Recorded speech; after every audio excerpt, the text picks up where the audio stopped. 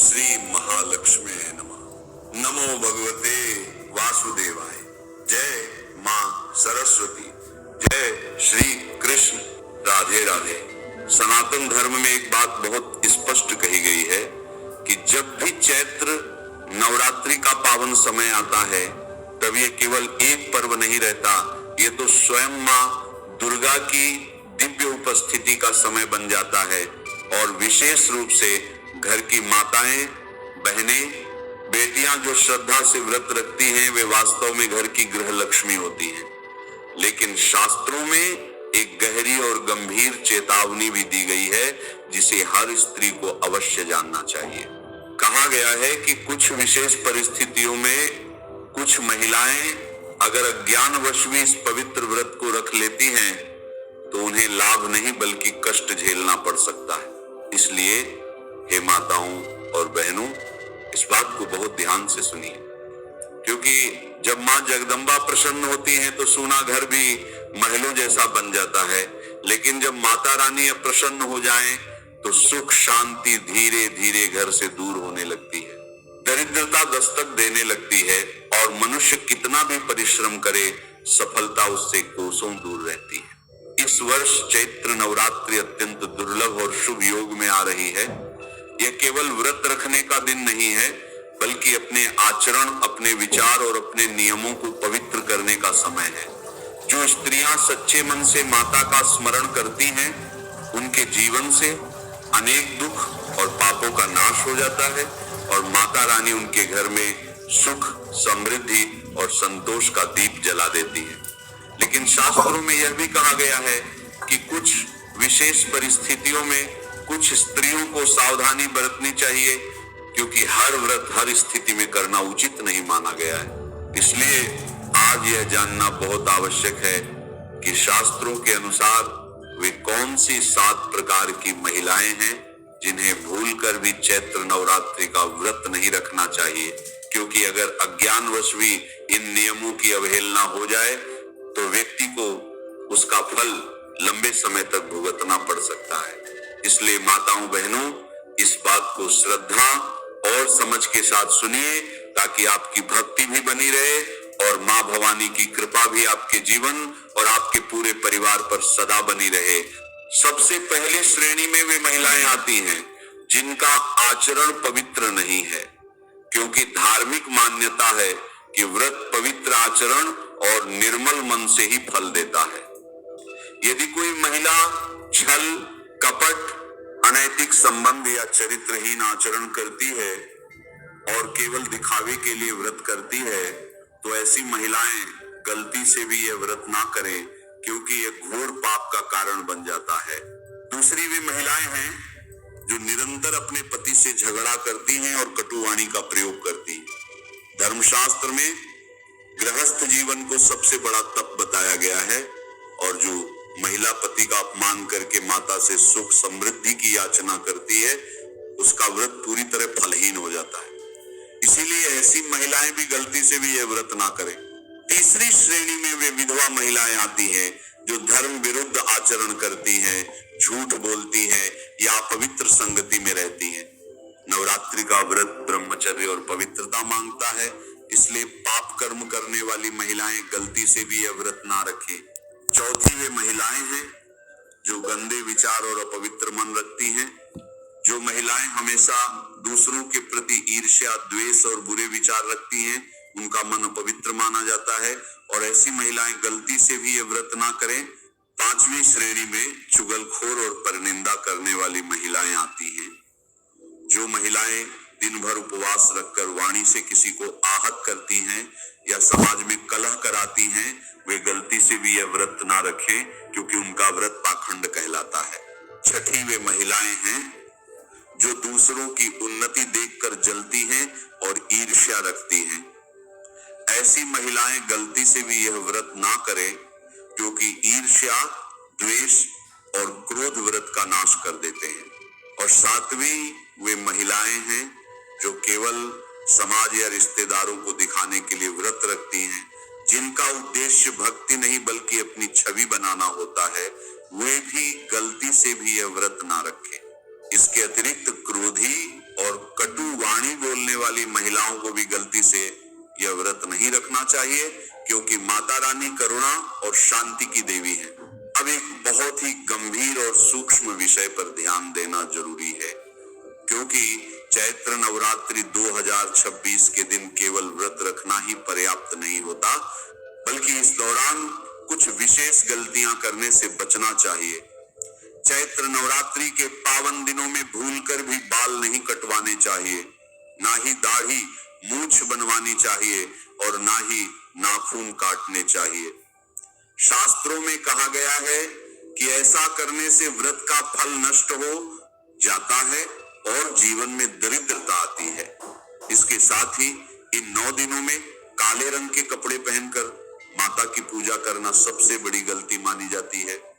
काला रंग नकारात्मकता का प्रतीक है, इसलिए माता की चौकी के सामने हमेशा लाल, पीले या सात्विक रंग के वस्त्र ही धारण करने चाहिए।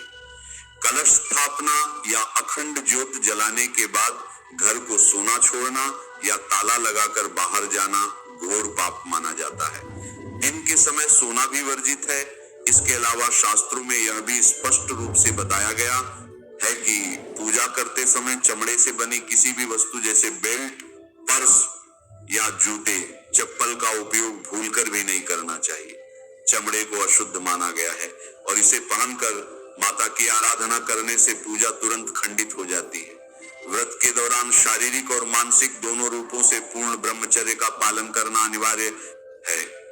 खान पान की बात करें तो आध्यात्मिक दृष्टि से बैंगन को तामसिक प्रवृत्ति की सब्जी माना गया है, जिसे घर में लाना तक वर्जित है। मूली का सेवन, प्याज, लहसुन और मसूर की दाल बनाना या खाना भी अत्यंत अशुभ और पापकारी माना गया है। जो व्यक्ति इन नियमों का पालन करते हुए अपनी जीभ पर काबू पाकर शुद्ध मन से माता की आराधना करता है, उसके जीवन के हर पापों से मिलेगी मुक्ति और माता रानी उसकी झोली खुशियों से भर देंगी। चैत्र नवरात्रि 2026 में अपने घर में सुख, समृद्धि और खुशहाली लाने के लिए कुछ विशेष और शुभ वस्तुएं घर लाना अत्यंत फलदायी माना गया है। इस दौरान चांदी का सिक्का जिस पर गणेश जी या मां लक्ष्मी की प्रतिमा बनी हो, उसे घर के मंदिर में स्थापित करने से धन की वृद्धि होती है। इसके अलावा श्रृंगार का सामान जैसे चूड़ी, बिंदी, सिंदूर और मेहंदी लाकर मां दुर्गा को अर्पित करने से सौभाग्य में वृद्धि होती है और वैवाहिक जीवन सुखी रहता है। मां लक्ष्मी को कमल का फूल बेहद प्रिय है, इसलिए पूजा में कमल का फूल अवश्य शामिल करें। घर में सकारात्मक ऊर्जा के लिए तुलसी का नया पौधा, शंख पुष्पी, हरसिंगार, बरगद या केले का पौधा लाना बहुत ही शुभ होता है। इस पावन पर्व पर नवग्रह यंत्र, मुख्य द्वार के लिए स्वास्तिक धातु की मूर्ति, केसरिया रंग की ध्वजा, मिट्टी का घरौंदा और शुद्ध गाय का घी घर लाने से घर की सभी परेशानियां दूर होती हैं और माता रानी का असीम आशीर्वाद प्राप्त होता है। इसके साथ ही यदि आप इस नवरात्रि में गोमती चक्र, दक्षिणावर्ती शंख या श्री यंत्र खरीद कर माता के चरणों में रखकर उनकी विधि विधान से पूजा करते हैं, तो आपके घर में साक्षात माता लक्ष्मी का स्थायी वास हो जाता है। यदि आप कोई नई प्रॉपर्टी, वाहन या नए वस्त्र और आभूषण खरीदने की सोच रहे हैं, तो चैत्र नवरात्रि का यह शुभ समय इसके लिए सर्वश्रेष्ठ माना गया है। इसके साथ ही चैत्र नवरात्रि में किए जाने वाले कुछ नए और अचूक उपाय भी शास्त्रों में बताए गए हैं, जिन्हें करने से जीवन के हर पापों से मिलेगी मुक्ति और सारी मनोकामनाएं पूर्ण होंगी। यदि धन की अत्यंत समस्या है और कर्ज बढ़ता जा रहा है, तो नवरात्रि के किसी भी दिन पीले कपड़े में 11 गोमती चक्र बांधकर माता रानी को अर्पित करें और नवमी के दिन उसे अपनी तिजोरी में रख लें। इससे धन का प्रवाह तेजी से बढ़ने लगता है। घर से हर प्रकार की नकारात्मक ऊर्जा और बुरी नजर को दूर करने के लिए पीली सरसों का उपाय बहुत ही कारगर है।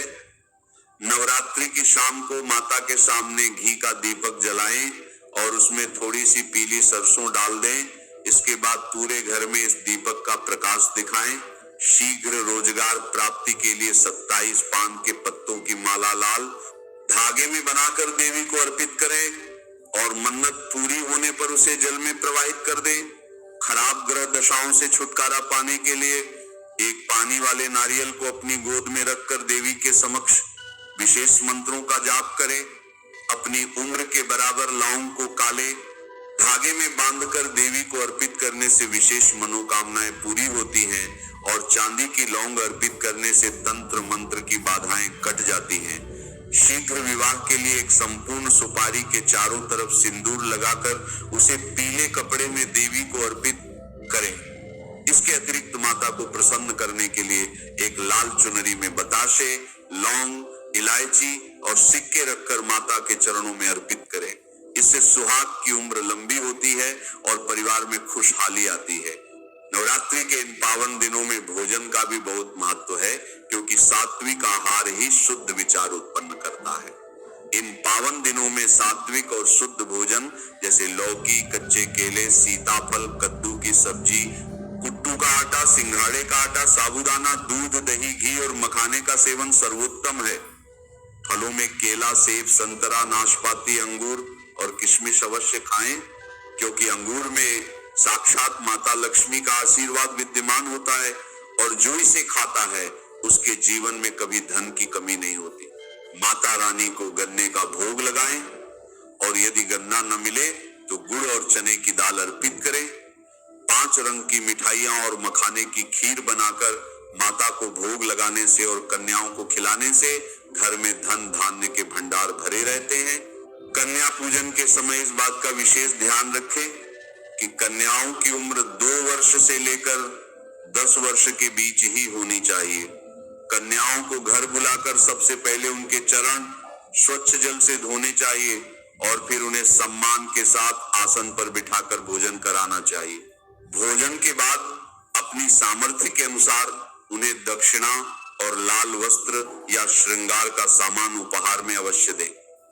जो भक्त सच्ची श्रद्धा से कन्याओं की सेवा करता है उससे माता रानी शीघ्र प्रसन्न होती है। इसीलिए संकल्प लें कि आप इन 9 दिनों में कोई भी गलती नहीं करेंगे और पूरे सात्विक भाव से मां जगदम्बा की पूजा करेंगे, जिससे आपके जीवन के हर पापों से मिलेगी मुक्ति और आपका घर हमेशा खुशियों से महकता रहेगा।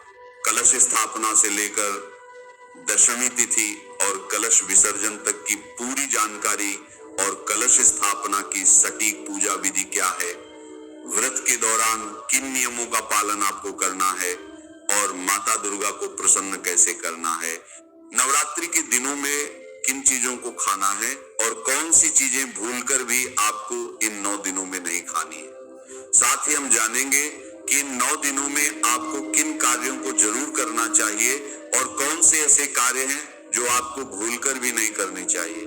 चैत्र माह की यही से समस्त दोषों को हरने वाली नवरात्रि बताया जाता है।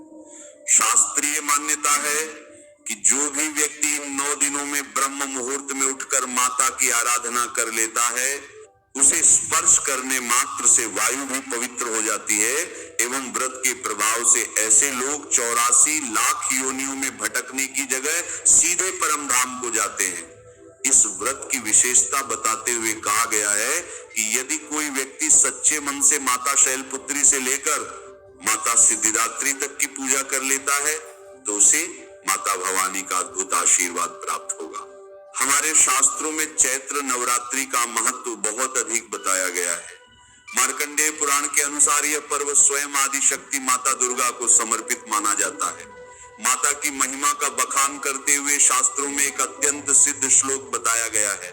सर्व मंगल मांगल्ये शिवे सर्वार्थ साधिके शरण्ये त्र्यंबके गौरी नारायणी नमोस्तुते, जिसका अर्थ है कि हे नारायणी, तुम सब प्रकार का मंगल प्रदान करने वाली, मंगलमय हो, कल्याणदायिनी, शिव हो, सब पुरुषार्थों को सिद्ध करने वाली, शरणागत वत्सला, 3 नेत्रों वाली एवं गौरी हो, तुम्हें नमस्कार है। मान्यता है कि इन दिनों में माता रानी साक्षात धरती पर विचरण करती हैं, इसलिए इन 9 दिनों में पूजा, आराधना करना और इस श्लोक का पाठ करना बहुत फलदायी माना जाता है।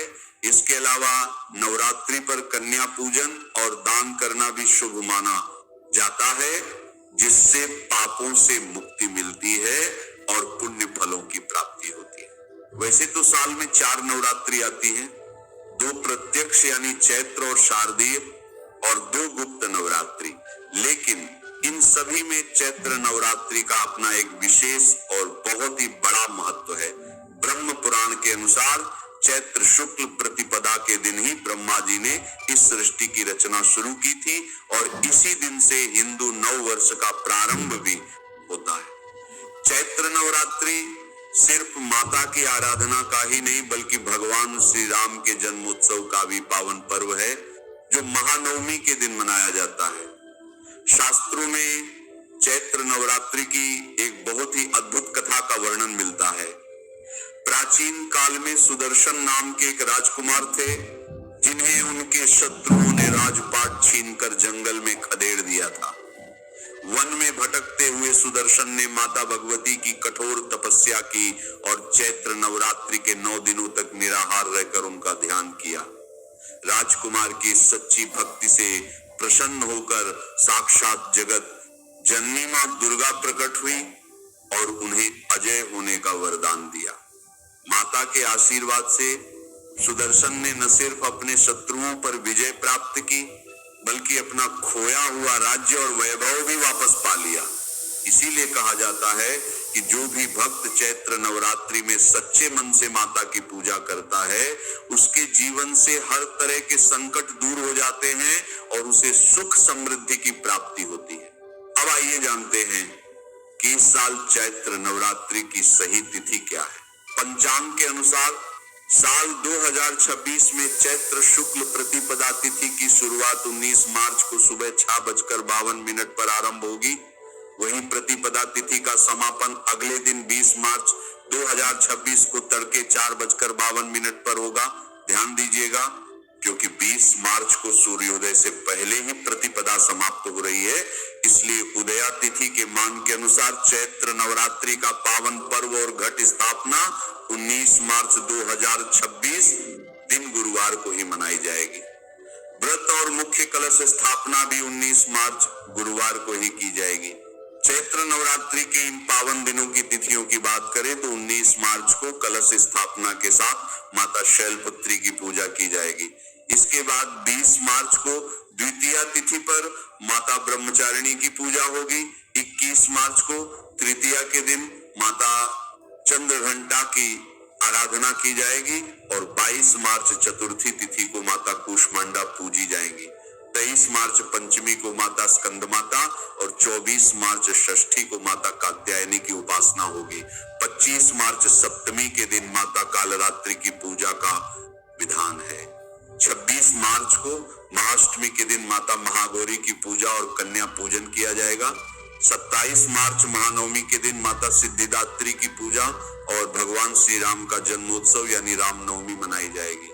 जब चैत्र नवरात्रि का पावन समय आता है तो यह केवल एक पर्व नहीं होता, यह वह दिव्य क्षण होता है जब स्वयं मां दुर्गा अपने भक्तों के घर आंगन में कृपा बरसाने आती हैं। इसीलिए विशेष रूप से घर की माताएं और बहनें जो श्रद्धा से व्रत रखती हैं, उन्हें नवरात्रि के पहले दिन ब्रह्म मुहूर्त में उठकर स्नान करके घर और मंदिर को पूरी श्रद्धा से शुद्ध करना चाहिए।